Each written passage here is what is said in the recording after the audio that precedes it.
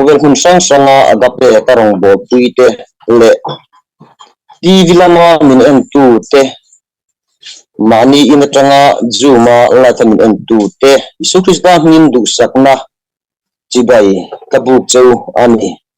zona kan thu pui tur kan topic kha longa chuan lu ro u ti ania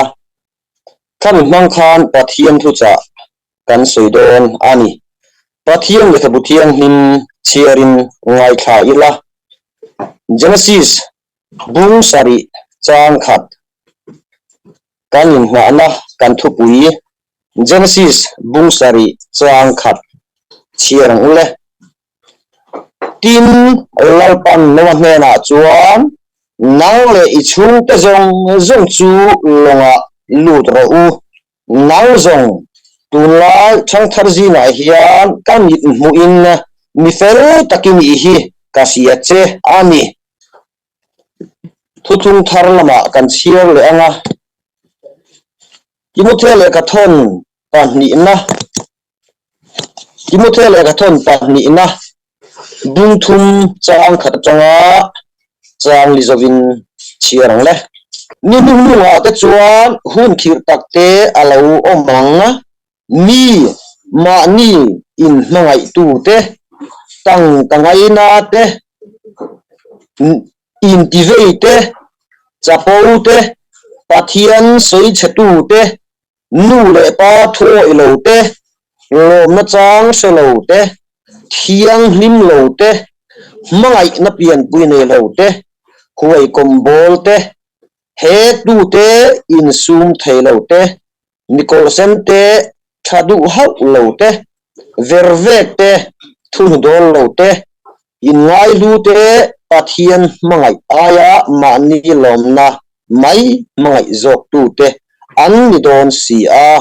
a thu kan chirte lalpan kan japan mal som sakrose pathian ma chongchain ikunang u lalpa kan pathian min mangai chintu zaina hian I khongai na halal thu kheng von chungin na I chia ho thu lo ber hi ma karon ku ne zaina hian tharau thian himin min om puila I thu cha turalpa angai thatu ta tan tharau mal som na lo ni mol rose I khongai na la Isu Krista mingin kan dile amen kan thu puin nga na kha longa chuan lu ro ti ani don ani hey tun hun hi an hun nge ti kha ahma salama kan soi chho tura ngai ila tun hun hi hun ani to Isu Krista lokal le na anai he to maya pathian thu a hian lalpan azol nei te ka atangin ni nuwa thil thleng tur enge mozat asoi ani ti chuan kan hun bichia adama atang khan kumsang ni alian nu in mosia alo langta ani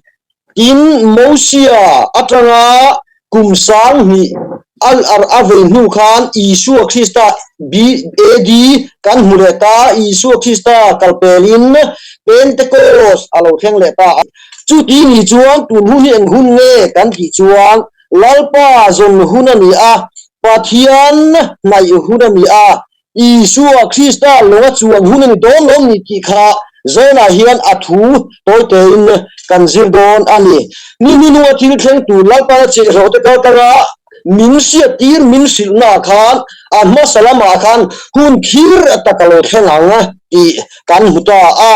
he hun khir chu enge ta ang kan ti chuan zoram chu soilo thingkang chu soilo khovel mun sanga COVID-19 min ki buaya pa in afanu ruang akilova afa pa in anupui anu ruang akil bok heklova anu in apasal ruang akil bok chu tiang vel chun harasan na sa tak mai kan machon kan tuar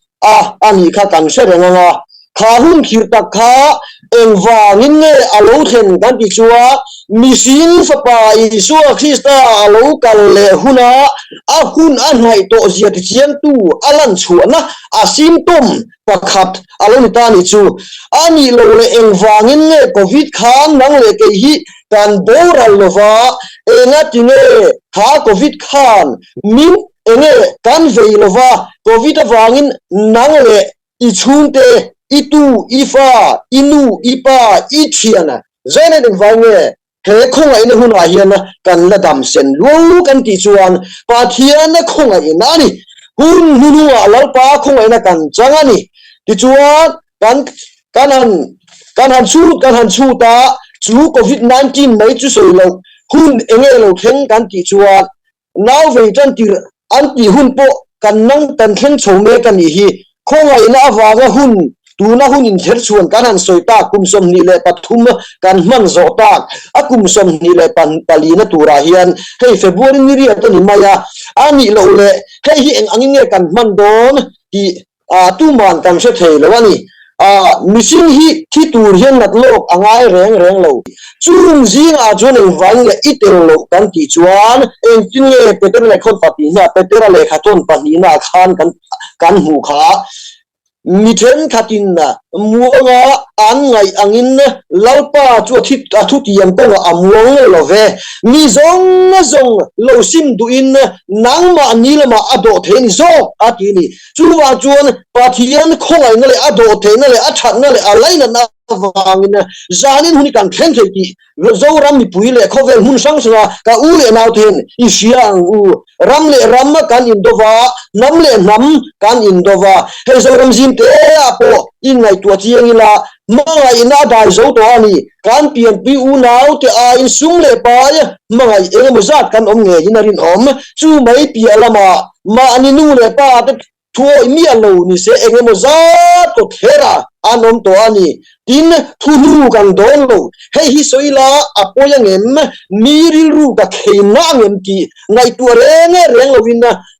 Isu Krista chan chin tha chu soilo midanga chan chin kan soi chak em toni hei hi eng wang he kan ti chuan hun nu thil khenga tur lalpan azol nei te manga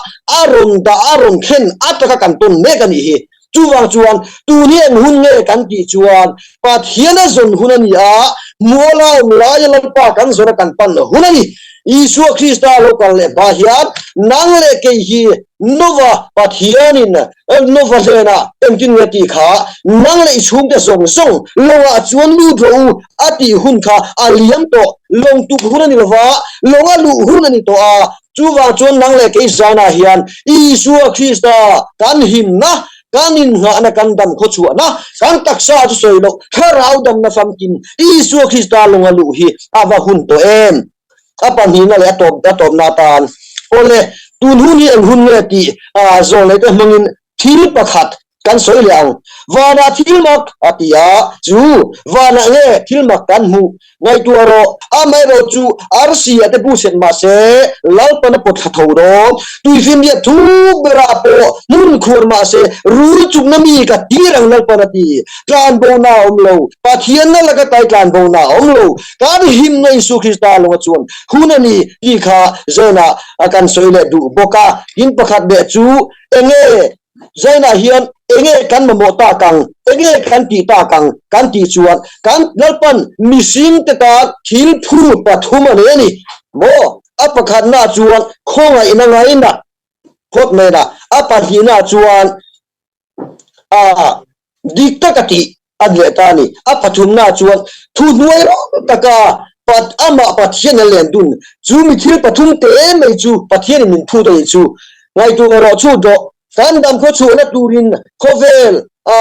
khovel zong adam le na tura Isu Krista afa pat mal nei thun po uilo pathian hian kan la ka hian phut wan nei jem en ve o ka u nau te u ngai tu ro u har salowasin dikta ka ti le khongai na ngai na ama anelen dun te ba khi lalpan kan tan hian a phut lowasin a phut tlem te ho hi chu zena hian kan theni ipeve angum hia lalpa ro puani peve angum hia kan tan fa pa po ui lam ka thu pathian hian mi singa te laka hian ba phut tlem te lul em lalpa chu fakin ro se chu wang chon zena hian lalpa na phut chu nge mi dikta ka ti le khongai na ngai na tu nuai ro taka ama anel len dun te me himin phut ani chu wang chuan lalpa min phut ti pui ting turin mun sanga ka u le naw ka mi zo pui ka Christian pui te ka somin ka ngen tak zet zet se uni longa tuk hunan to lo long tuk hunan to lo va longa lu hunan to a novel pan nang le chung te longa lu do u ati hunal yam to chuwang chon sanin hi tun huni en hun ne novelon hunani no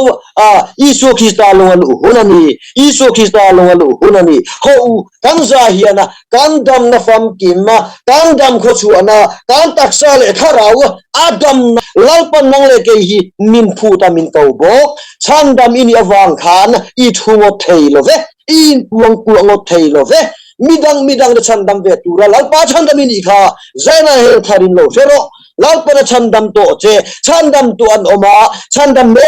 an oma la chan dam ngai tam tak lalpa chan dam ve turin a chan dam che isu khista mang chan dam te chung chan dam me te chuan eng tunge kan ti tur isu mission enge kan ti tur isu mission pathian mission kha mi bote anawa ne na suai kha chan him na longa isu khista longa suai kha kan ti tur lo ni ava poi mo em zena hian thara bo pakhat ma suai lo vin na lalpa ba ik thingam donen lalpa I tok donen enge isoi ve ang le roreng na kan pal dot roreng na hitu uman ku jokin kan pal tlang don lo chuwang chon zena hiana muala omla hen lalpa hi zongila anai la hen ko wang u pathian zon hunani pathian ko hunani chu me ni lo chandam nga yan tam lutuk kan ding le ve kan sira kan buloka chandam nga yan tam lutuk chung ta chandam ve tur chuan lalpa na chandam cheni lalpa chandam a khan lung oisu midang chandam ve turin isuan chandam che kapane chuni suwa ape che chu dam na fam ki mani chu wa chon midang de chandam ve turin nang le ke hi lalpan min so ma chanem ngai takin min ko dia to berna tan chun he hi ka soidu enge kan himna enge kan dam kho chu ana enge chatuan kan dam kho chu ana isu khista